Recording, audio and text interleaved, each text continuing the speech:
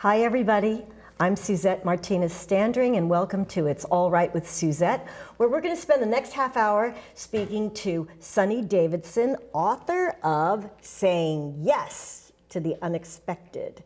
And I think this is a great subject because all of us have had times in our lives when we test ourselves with that very ability to say yes to the unexpected. So I want to welcome here Sunny Davidson. Thank you. It's so nice to have you here with us today. Thank you. And saying yes to the unexpected is a series of stories in your life where you've had experiences of moving forward through fear or uncertainty and not knowing what's going to happen on the other end. Thus the little boat heading toward Niagara Falls. And so tell me a little bit about the title, why you chose that title. It's kind of the theme song for my life. Saying yes to the unexpected meant that I overcame my fear of heights. It meant that I could help my mom when she fell in the ocean, help her stand up because she couldn't get up. It meant going to a yard sale and coming away with an invitation to a gala event at the original Boston Ritz-Carlton. Now this is your first time book. Yes, it is. You're a first time author. Yes. And hopefully many more to come. Yes. Now, what made you choose to tell stories of the unexpected in your life? I had a profound spiritual awakening. It seemed very unlikely. And I then sort of turned around in the middle of my life and looked back at the other stories to see what else was there and learned that I am brave, persevering, altruistic, and discerning. Those are great things to learn about yourself. Did that self-realization come through during the process of writing? Yes, it did. Once I recalled the stories, I realized that they all fit into those categories.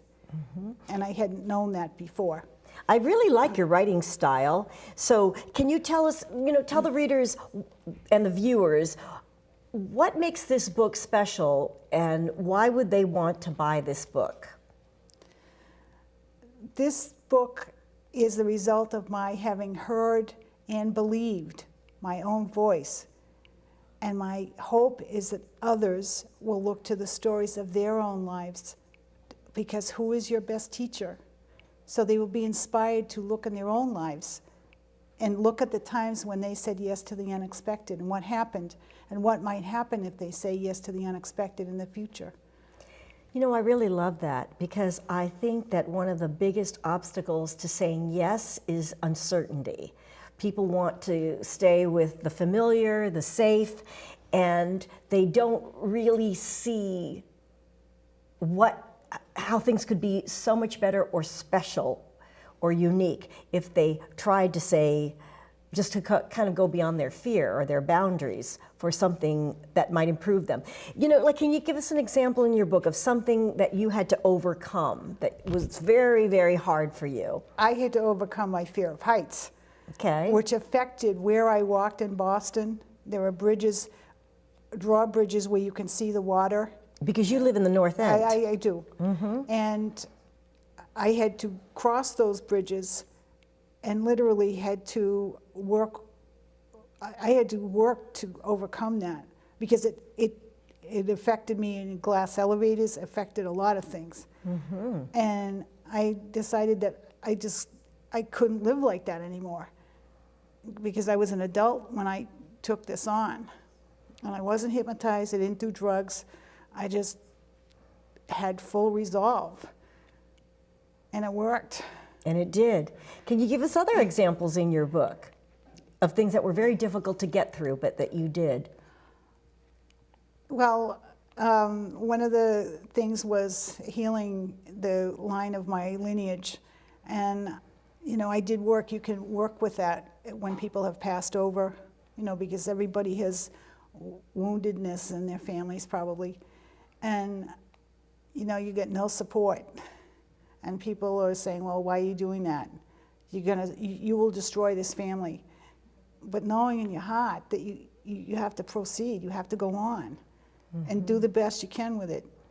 And the people are gone. They've passed over. But in your heart, you know that you've helped them. I see. Now you have a very, very strong spiritual aspect to your lifestyle and your character, your personality. And when you talk about healing those that have gone before, you know, can you share a little bit about that? It means to help them understand that they did the best they could, and it wasn't necessarily you that was the problem. Yes. The person may not have been able to manage their own life, and so they interacted with you out of that place and in the best way that they otherwise could. And to let people know that, you know, they're good, however they are. Yes. They do the best they can, and no one is perfect. And you know, you always thought they were okay. You always loved them, and people don't necessarily know that. And hopefully, you get a chance to tell people those things while they're here. It can be communicated. It's much harder, but the main thing is to let people know that you love them. You know, in your book, one of the things that I really loved about many of your stories is that you were so present in when things were going on. I think that in a lot of tribulations, we have a tendency to panic and think ahead, and we are paralyzed because we're faced with the worst possible situation. But somehow, in your stories, even going through the worst, you're very, very present in what is happening, and even reaching for the meaning of a difficulty. Well, that is one of my gifts about being present, to try and do what is required by a situation, not what you think needs to be done. That was an important lesson for me to learn. In the situation when my mother was in the ocean and couldn't get up, well, clearly the thing was to help her up. Right. Not, well, gee, is my dad going to come from his chair on the beach? No, no. I was there and I helped, and was grateful for the opportunity to have done that. But another aspect to your book is not only being able to be present and acting correctly, but the timing of things, you know, being at the right place at the right time. That's kind of a theme that follows throughout your book. Yes, it is. One of the stories in the book tells about being in the Boston Common and meeting a man that was being followed by another man, and the woman and I together sandwiched the man and walked him out of out of the Boston Common. And nobody said a word, and everybody was all standing with their mouths open afterwards. Right, because you sensed danger for that man who was being followed. Yes. And almost like an unassigned angel, you and your friend kind of escorted him out. But somehow intuitively you just knew, and you followed through with your intuition to be of help to that person. Yes. And there are many, many situations and stories in this book that talk about that. And what I loved about your book is that it makes you think about those kinds of things all around us that most of us just overlook, don't even see, don't give another thought to. But you're very present. It seems like you're always looking, you're always observing. Yes. And my always looking means I find things. I find money, I find clothes, I find, let's see, I found jewelry. I know, you're telling me about this little ring that you're wearing that all out of coincidence. This is a person who's really in tune with serendipity and coincidence. And it says that on the back of the book, that serendipity is my favorite and frequent companion. Yes.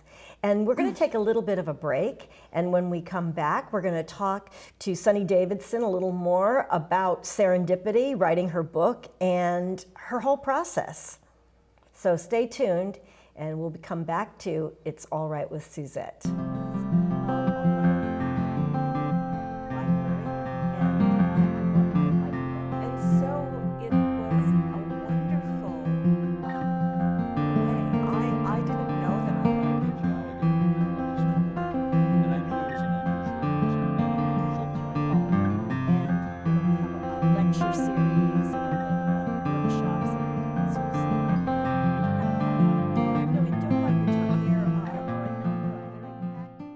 welcome back. Thanks for rejoining us on It's All Right with Suzette, where we are talking to Sunny Davidson about saying yes to the unexpected, which is something that I really love.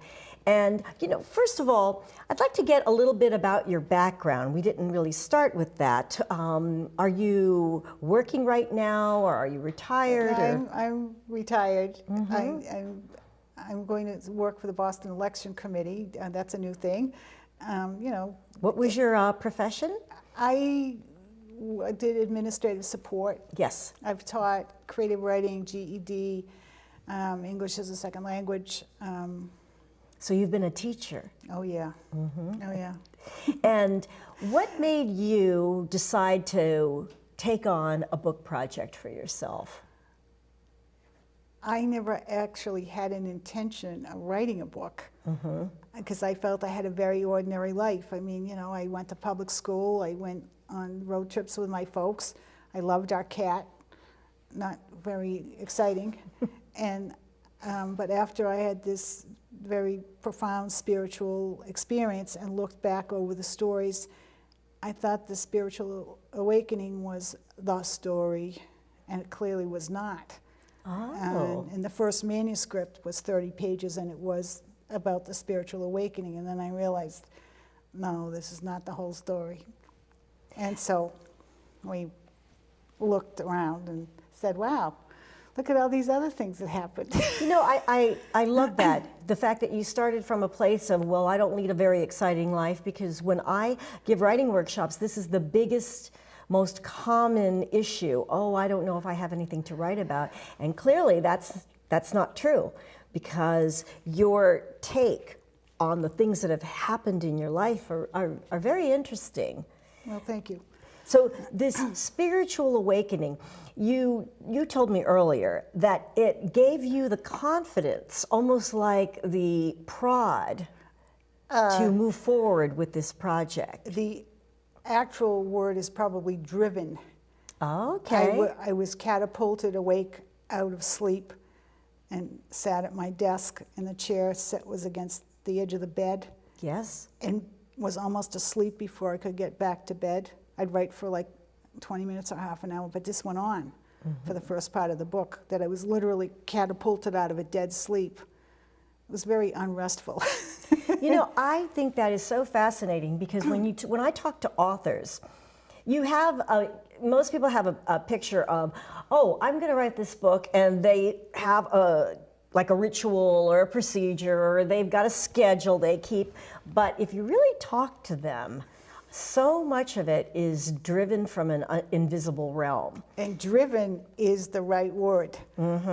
They feel that it was a project they had to get out, or they felt driven to actually write, and it gave them the confidence, despite all the odds, to try it, to move forward, almost as if though there were this divine reassurance that you go ahead and do the work and I'll kick the door down. And did it happen for you like that? I kept getting help along the way. Yes, helpful people along the way. And I met,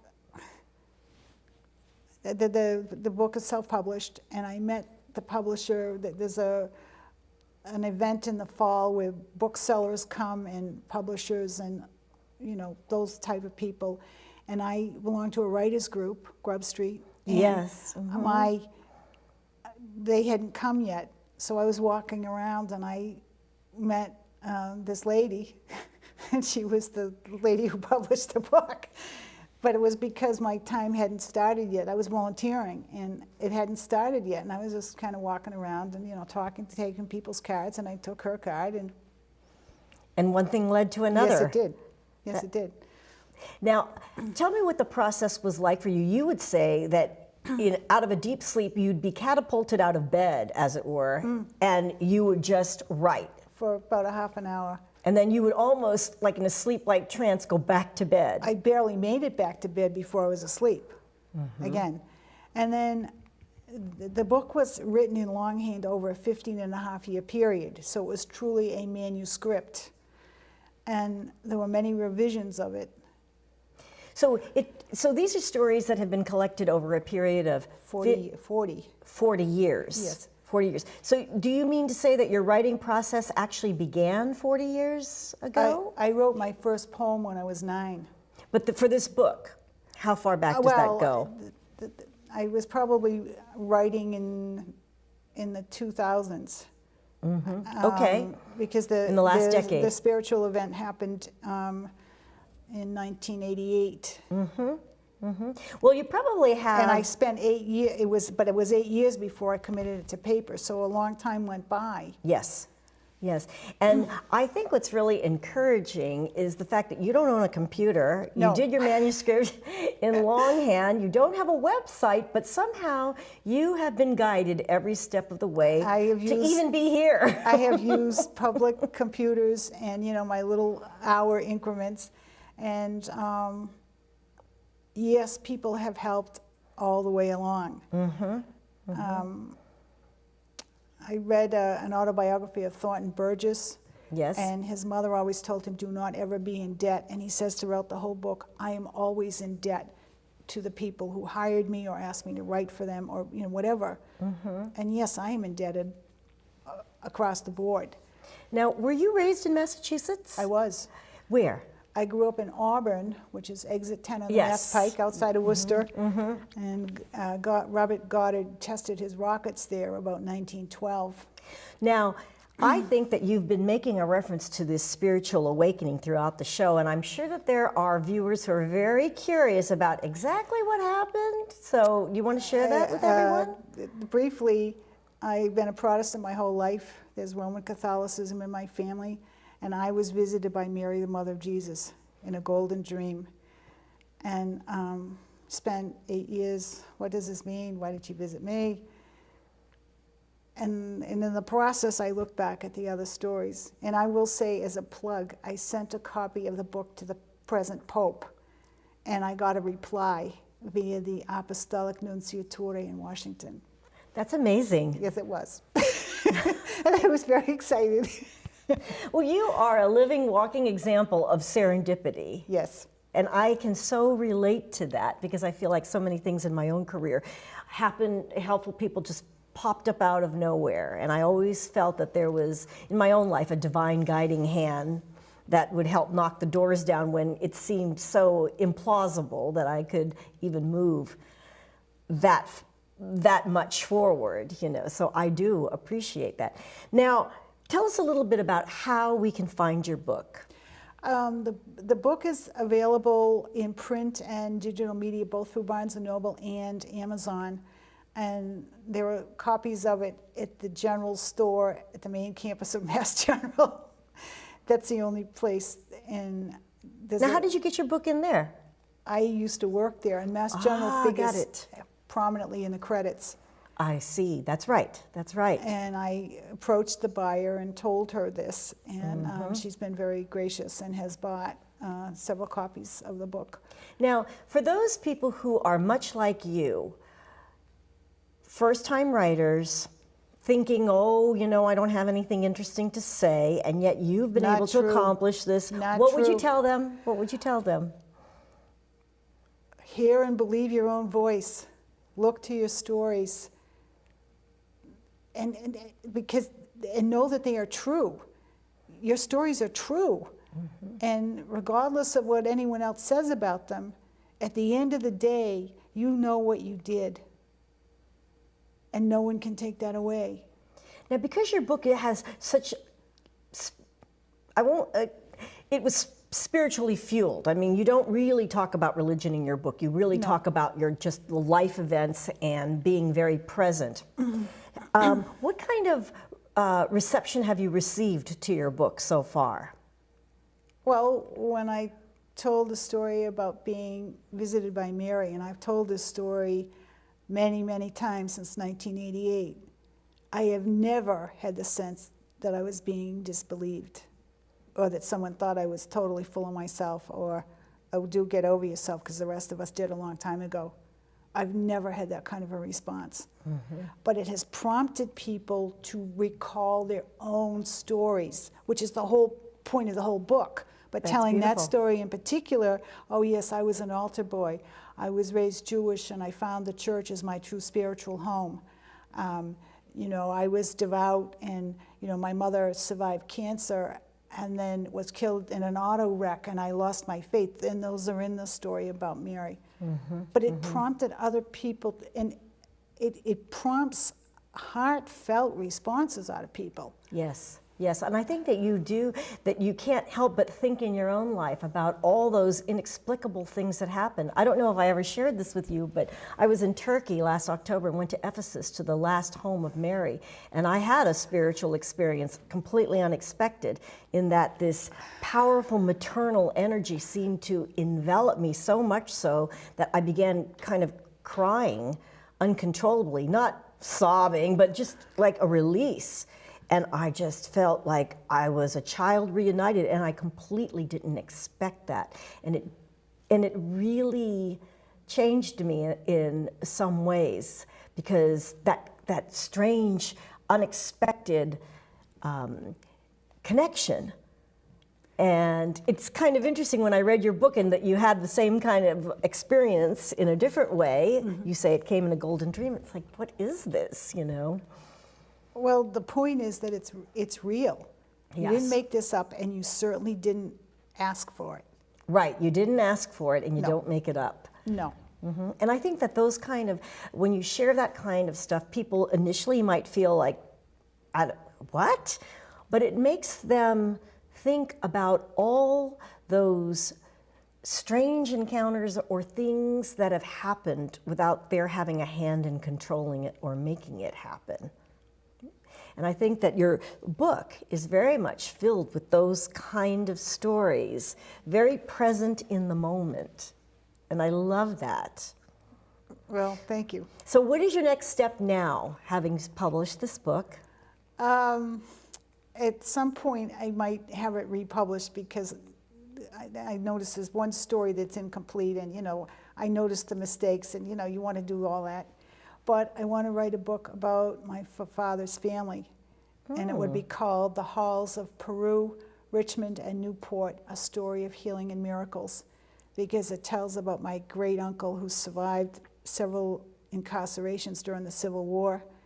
It tells about my father being a 21-year-old sailor going into Boston on November 28th of 1942, and being scheduled for liberty. Well, we're going to have another show where we follow up with that book, Sunny. And in the meantime, you can find Saying Yes to the Unexpected on Amazon.com by Sunny Davidson. And I want to thank you for being on our show today. Thank you very much. This has been great. And we'll see you the next time. So thanks for joining us today. Bye-bye, everybody.